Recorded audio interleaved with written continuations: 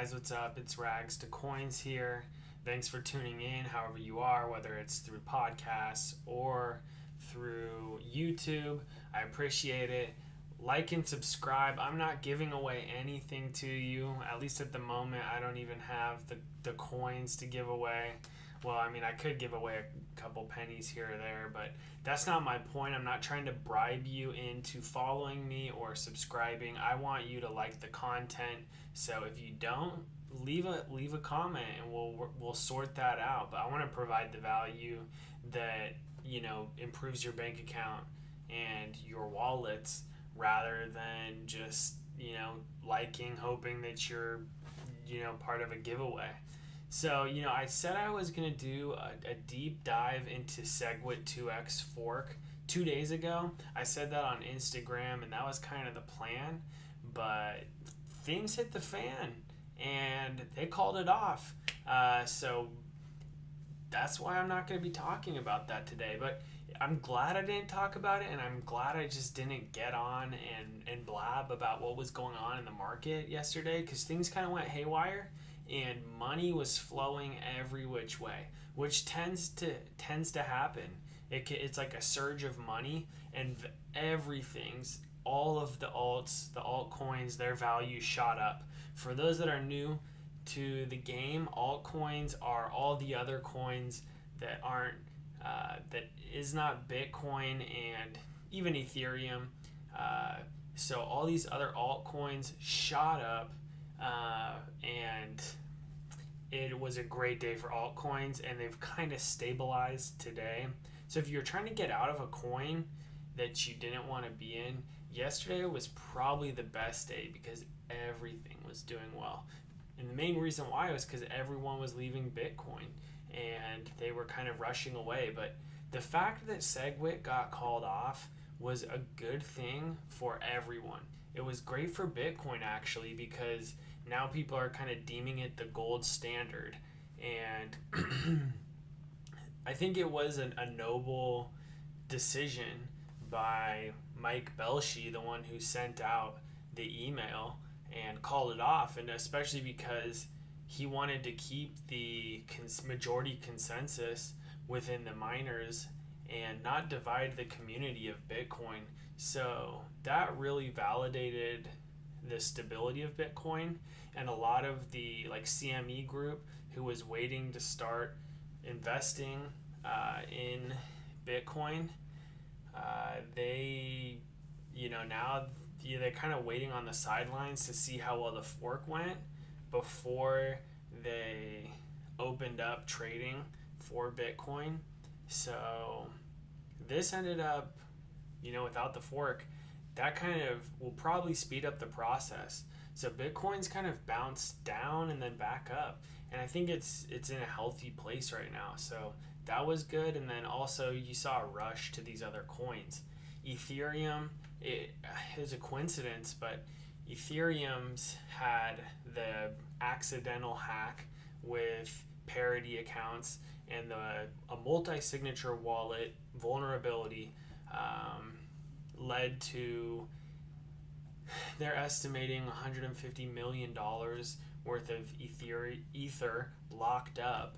I don't know how accurate that figure is, but it caused a big dip. It dropped down to 290 for a little bit, which is rare for Ethereum because it's been very stable.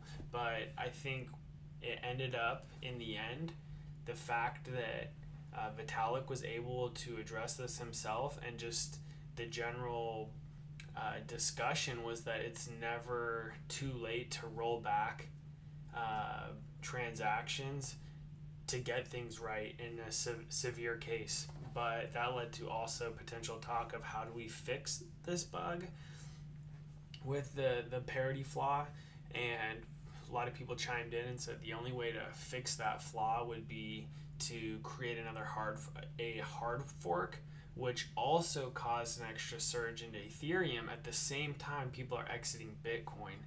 So that also led to Ethereum really doing well, and also just realizing that all coins have their place. They have their place in the economy, and they're all doing exciting stuff.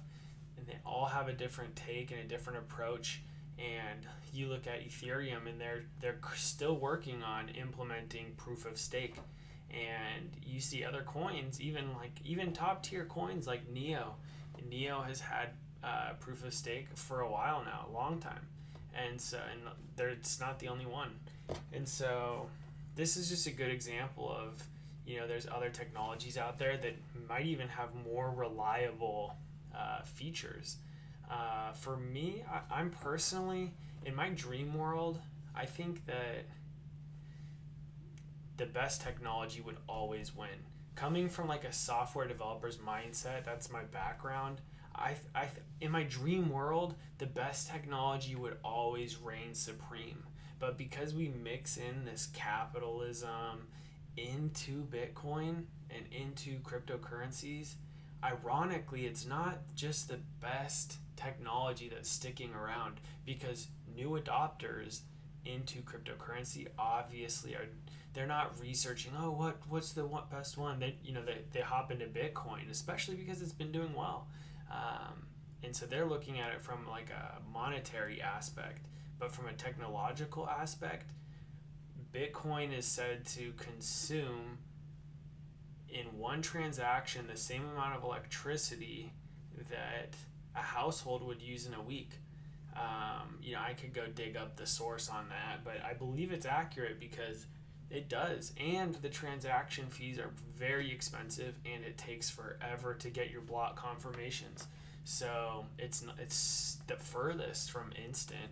So there's a lot of problems with Bitcoin that other coins have solved, but they don't have the same market value. And most people see Bitcoin as a store of value and less of a transactional. Most people don't need it to be instant. They want to have that store of value, which these other coins are answering the issues with instant transfers.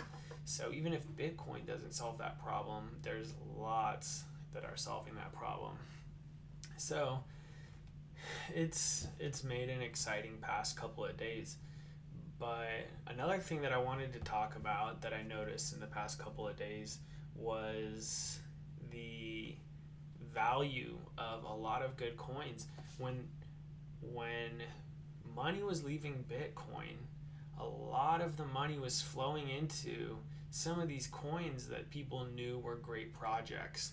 But because it's so hard to determine the value of a coin and the technology of the coin, people were rushing into some of these coins that were believed and truly do have great technology, but because they're overvalued, they've tanked.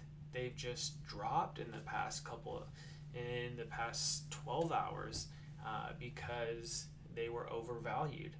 And it's unfortunate because we want to see these coins do well. I think a great example is Komodo, but the awareness in the market that Komodo is a great product is over 100%, that everyone knew that they want to go there after. And so that's caused it's been down ever since. So that's something to keep in mind, which is what I addressed in the rags to coins, in the rags reverse ratings, because you can't just go off of great technology. And in this case, it was overvalued. Komodo was overvalued and overhyped. Everyone was claiming and passing it on. And it's a great investment. It's from the technology that it brings to the table, but because it's overvalued, it's gone straight down. But if you look at a coin like maybe IOTA's been around. It's been around, and it's had it's a great product and a technology that's really moving along and making progress. And because it's kind of been there, no one's gone crazy about it. No one rushed into it till it was too late. So it's been doing well since. So those are two examples of a different scenario of both good technology, but two that had opposite outcomes as a result of money leaving Bitcoin and flowing into altcoins. So that's something to keep in mind. ETP is another great example of that, where it's overvalued, and it went downhill. So I try to find personally the coins that do not have, they're not overexposed to the market, and their exciting things are kind of coming out slowly, and the awareness just isn't there. Because if you can beat the awareness, there's nothing else that can beat awareness, lack of awareness, in a coin that's destined for greatness. So, I mentioned Loopring as an example of this because there's so much exciting stuff in the pipeline for Loopring, but no one is sitting there with it. There's no dedicated team marketing the product out there. So it's kind of been under the radar, and a lot of the mainstreams ignored it. And eventually they won't be able to ignore it once exchanges implement the protocol as the decentralized protocol. So once it starts changing the game, or this month especially, because they're working on releasing more and more of the features, and eventually they're going to release the product itself, or the protocol that exchanges can use, and their Loopring miners can use. So it's things like that that are like under the radar, that are gold, they're gems, because they're not overexposed. So sometimes when I'm talking with other people, and people that understand the rags reverse rating, they'll be like, oh, I wanted to invest in this, but then I saw that it had a lot of people talking about it, and it's a bummer, because that's its first sign that the awareness is past time. So there's a lot of other metrics, but if you're looking at things holistically, that's an example of why things could be overvalued. But in general, I saw this quote, and I really liked it. Is from an investor named Peter Brandt. He is an old school. He's been around investing since before cryptocurrencies. So trading the stock market, and he, there's been a lot of claims lately. So it's really not just him. Let's see. Maybe it was, I say Peter Brandt, I think Russell Brandt, but let's see. I follow him. Let's see. But there's been a lot of talk lately about how millennials are preferring to invest in cryptocurrencies over stock market. And I think that's because we have an easier time wrapping our mind around the fact that we're basically trading like gift card currency, like magical coins that we've always had. And I think the younger generations will have even an easier time accepting that, because in-game currencies within their video games, it's just, currencies are so tangible to the younger generations, and so we have an easy time accepting that is a valid form of currency. And then you look at the trajectory of cryptocurrencies and the technology behind it, and not just that, but like the ethos that it's like a currency for the people. I mean, that alone is an interesting topic that constantly plagues me. I don't know if you've seen like Mr. Robot, but that's a great example of someone, if you've seen it, it's very all about, it's a TV series about a computer hacker, but he tries to take over corporate America, and he ends up finding that I'm not really spoiling anything, so you can still check it out, but he ends up finding out that disrupting corporate America and that taking down the government and the regulation ends up doing more harm than good, because if there's not a central power regulating things, then a stronger power will come in and take its place. And there's conspiracy theories right now about Bitcoin going around that, there's market manipulation. Obviously there's market manipulation with specific projects and coins like BitConnect. Bitcoin as a whole, who knows? it's not to say that that's not possible. It definitely is. You only need a small percentage of the market to actually swing the market and to send it in it whatever way you want. And it's easy to control the TA if you have the the resources. So it is possible, but it's far flung. So anyways, I couldn't find the quote off the top of my computer, but he was saying that millennials are basically adopting uh, or becoming super experienced traders because cryptocurrency is giving them the experience that other people would take, a lifetime to get. And I think it's because the market's happening so quick and things are changing, and you're seeing very in real time what the effects of the market do. And you can see when a coin comes out, it's there's so many IPOs of the olden days now and ICOs that you just get a taste of what it's like, and you quickly learn that you need to value a company and size up it, and everyone's getting to play venture capitalist from their armchair. So aside from people getting punished for that, it is an exciting time because now you can play venture capitalists in a way that you could never before. So I'm definitely grateful for that, because with a software engineer background, it's exciting to size up this technology and read the tech specs and see that it has a lot of potential specific projects and hop into that and watch them do well.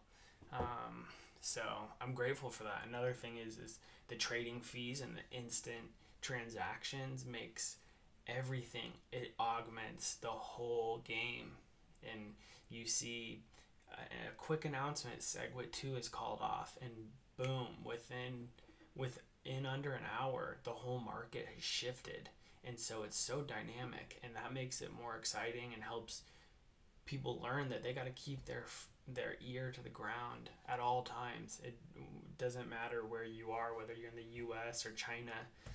You could be sleeping and you can wake up and it's the whole market's changed. So that reminds me of another good quote I read this past week. Is someone said, if you're not setting super high limit sells on your coins before you go to bed, you're probably leaving money on the table. It was a great quote, and I definitely agree with that. I've gone to bed so many times and I wake up to, whoa, 10, I did not expect it to go up 10, 20, 30% while I was sleeping. And I wanted to get out of it. If I would have had, and then it dropped. And if I would have set a limit, I could have caught that candle and gone out. So I would say that's very true in almost every case. So yeah, I just wanted to do a general discussion today and kind of go over the SegWit and Ethereum. So I'm glad I got to get that out there. But with how exciting the market is and cryptocurrencies, I just want to mention again that keep in mind there are two main types of analyses.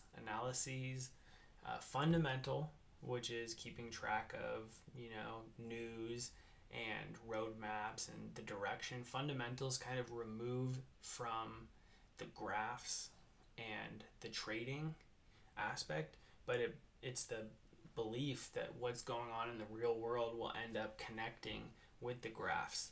And then there is technical analysis, which is the belief that the real world is already baked in to the charts themselves.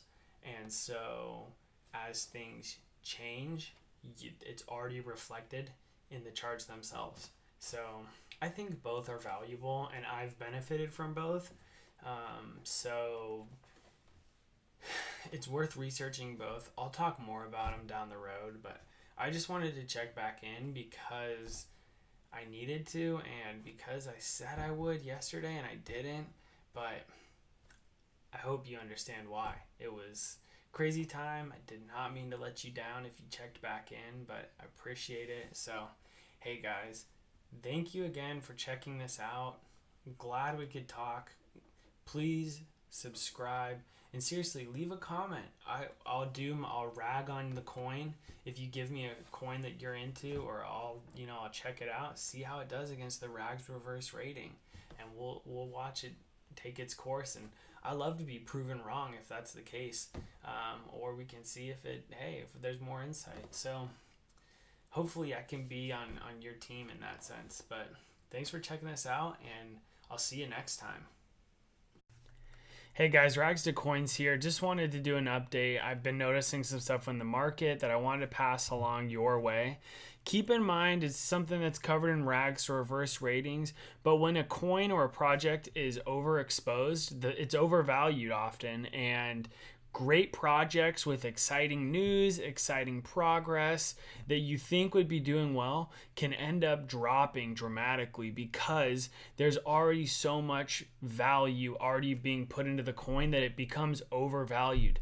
Think it literally anything can be overvalued. And so there can be a big sell-off because it's overvalued. A good example of this is Komodo. I would personally invest in it, but I'm not right now because it's down and it's dropping because it's been so overexposed to the market that everyone's been throwing their money at it. And so it's just not the time. So keep that in mind as you make investments.